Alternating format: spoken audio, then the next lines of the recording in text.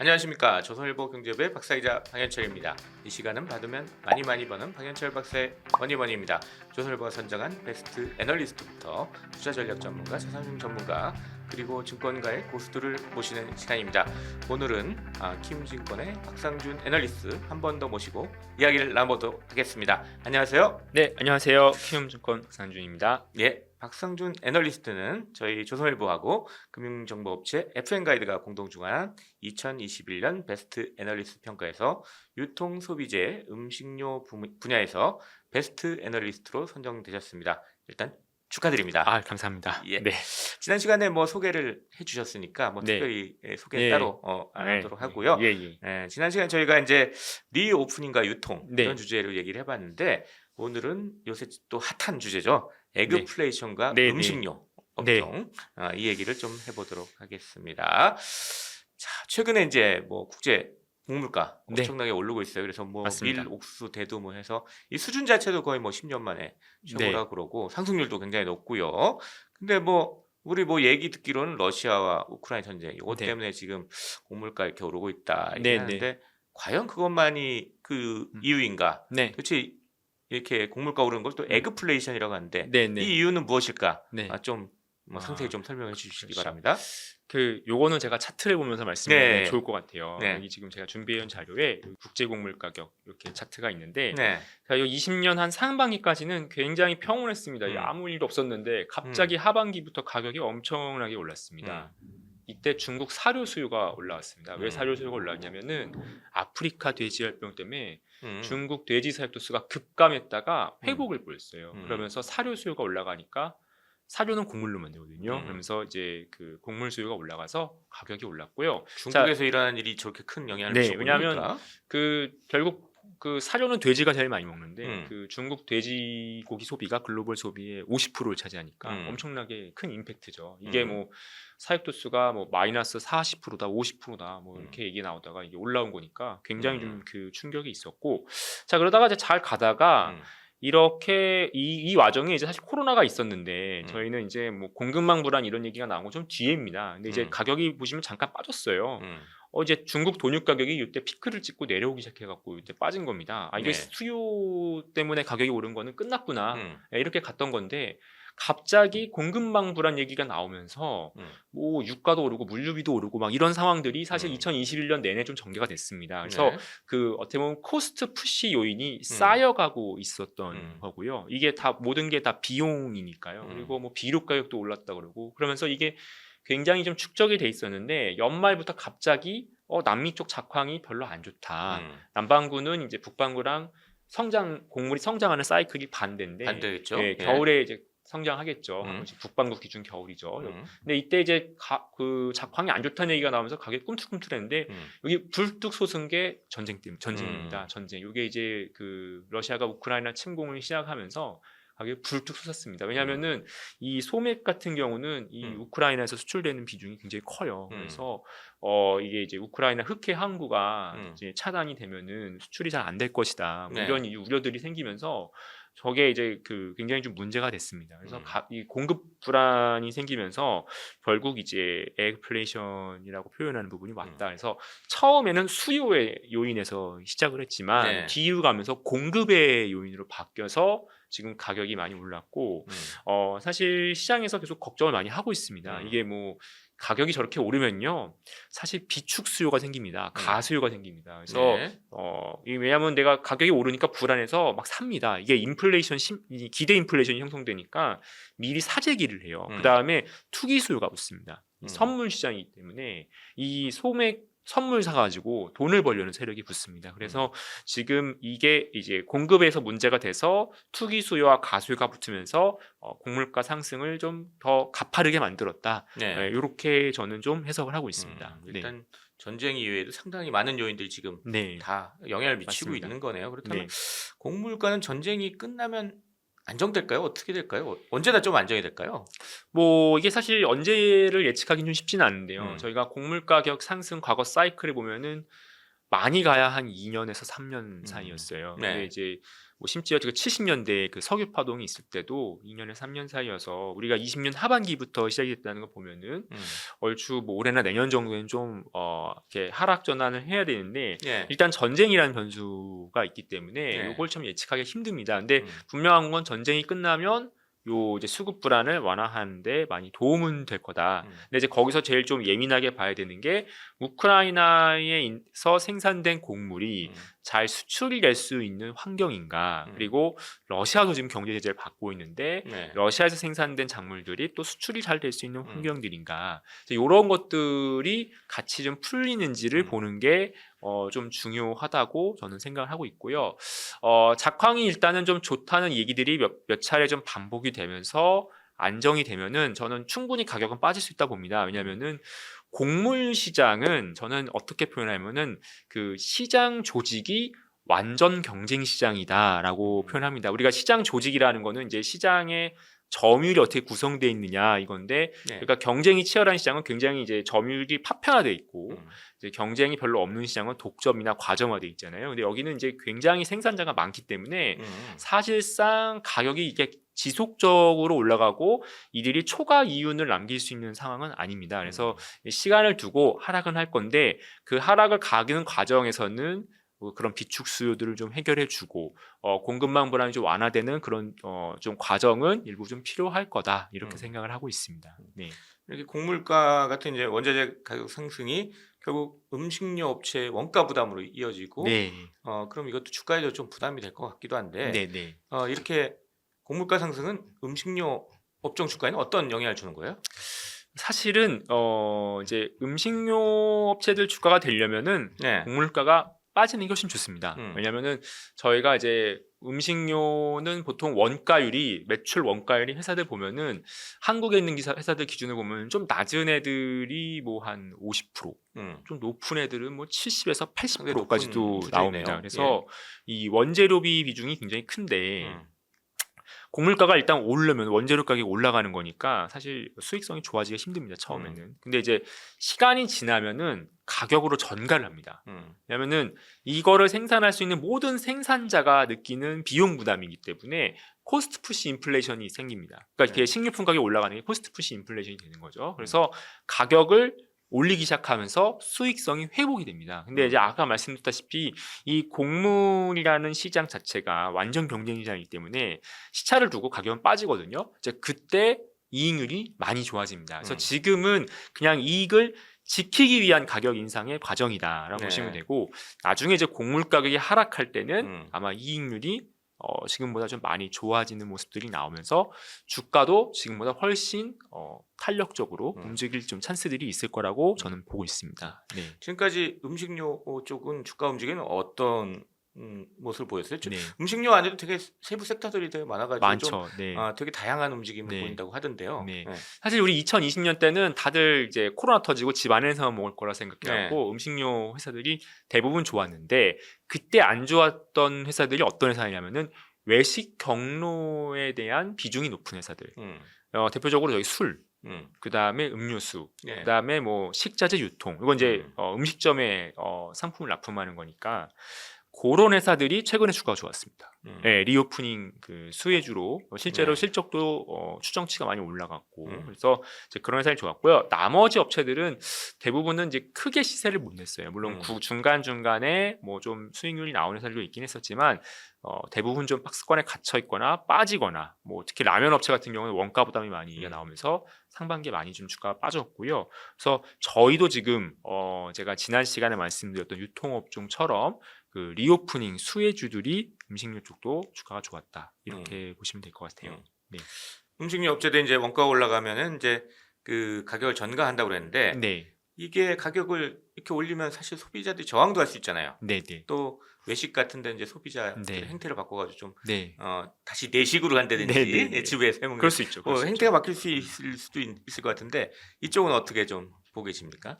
글쎄요, 저는 일단은 가격이 올랐을 때 저항이 큰 쪽은 외식이라고 생각을 합니다. 네. 외식이고 가공식품은 상대적으로 단가가 싸기 때문에 사실 저항이 많이 발생하기는 좀 어려워요.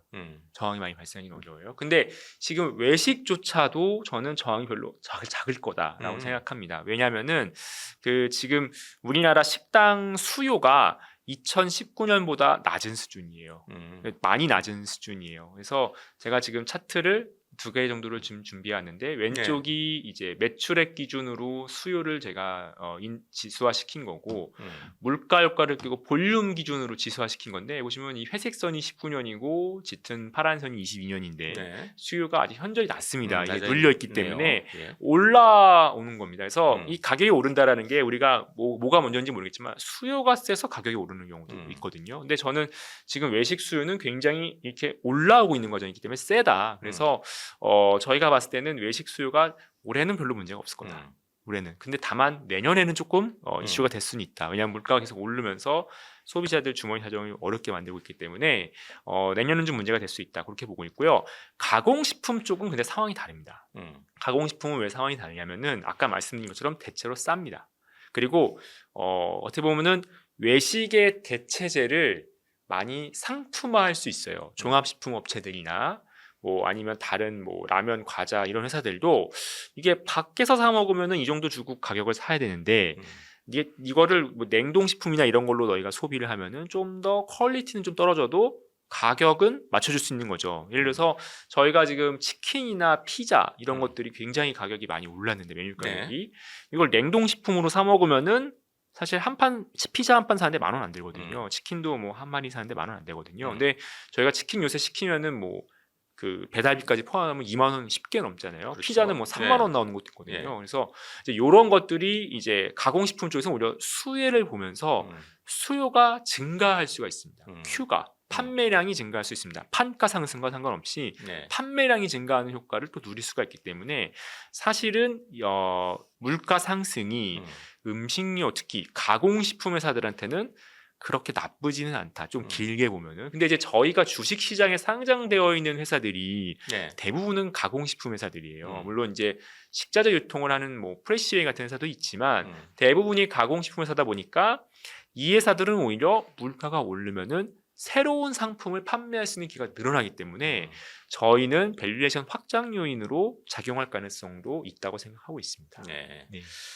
그래도 좀 가격 정가 어려운 식품도 있지 않을까? 예컨대 뭐 기호식품, 술 같은 거는 지금 술도 최근에 가격 인상을 했죠. 가격 인상을 했고 보통은 원재료 가격 부담이 없으면은 술도 보면 한 2에서 3년 정도 주기를 두고 가격 인상을 좀 했었고요.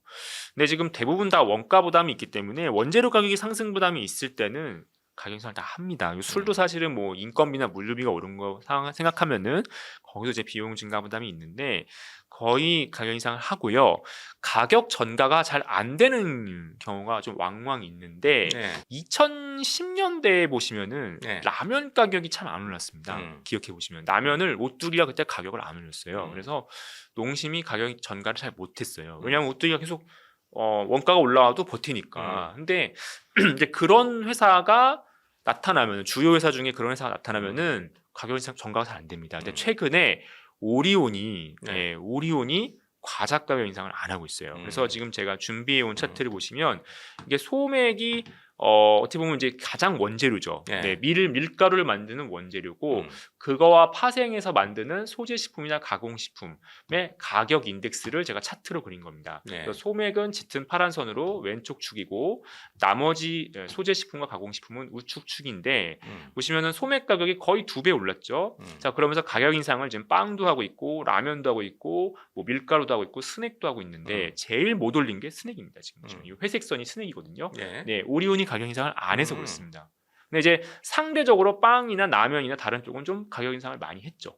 차이가 많이 나죠. 이게 이제 전가가 덜 되는 겁니다. 그러면은 실적이 안 나옵니다. 그래서 1분기 실적 보면은 오리온 빼고 과자 회사들 다 실적이 안 좋았습니다. 가격 전가가 잘 안 돼서 그런 거거든요. 이제 그런 거는 경쟁 상황에서 어떤 특정 회사가 가격 인상을 안 하고 버틸 때, 그럴 때는 이제 원재료 가격이 오른 거에 대해서 전가가 잘 안 될 수 있다. 근데 지금 저희 그 2022년 현재 시점에서 봤을 때는 제가 봤을 때 이제 과자 시장의 상황이 좀 그럴 수 있고 오리온만 좀 이익을 늘려갈 수 있는 상황이다. 왜냐하면 오리온은 이게 해외로의 확장이 끝나서 이제 전체적으로 꼭 국내 사업에만 의존하지 않는 상황인데다가 이 원래도 좀 수익성이 높은 회사예요. 그래서 원가가 올라와도 가장 방어를 잘할 수 있는 회사다 보니까 지금 경쟁사와 다르게 가격 인상을 안 하고 버티고 있습니다. 근데 이런 회사들이 이제 점유율을 좀 늘리다가 나중에 원재료 가격이 내려가면은 이익이 이제 좀 세게 올라올 수 있는 거죠. 네.